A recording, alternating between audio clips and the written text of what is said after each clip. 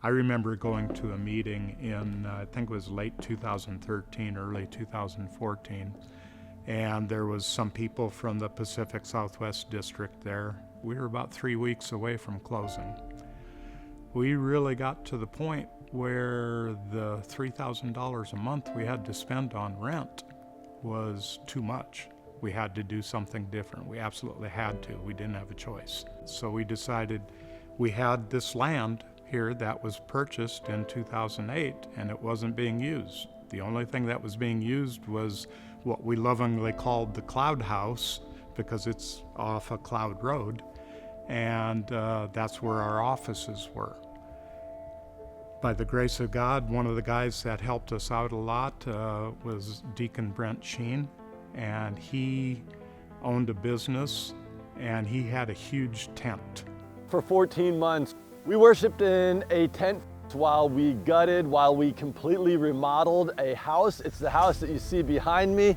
That wonderful structure that serviced us well for 7 years. 140 chairs were actually in that house. So we purchased this property back in 2008, 2009, kind of at the height of the market before a crash, unfortunately for Saving Grace.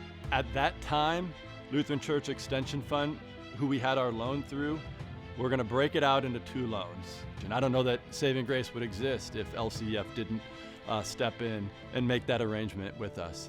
And it was at that time that we made the bold decision to sell 6 of our 12 acres. That decision proved to be fruitful because we were able to use some of the revenue from the profit of that land sale to be able to build the worship center and 7-classroom preschool that you see behind me.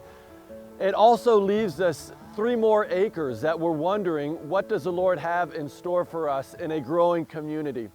We are now enrolled at about 108 children right now, and we have about 8 on a wait list. We are here to teach children about Jesus, and we're here to serve them. We're frontline missionaries. Now that we are over a decade later down the road, we have seen Saving Grace at the epicenter of everything taking place in Queen Creek. It's exciting because leadership very quickly 6 years ago switched from fear over financial issues to opportunity. Allows wonderful things like this morning, 2 babies baptized, 25 new members, busting at the seams. There's barely any parking on Sunday morning, a preschool that's full. We built what we could afford.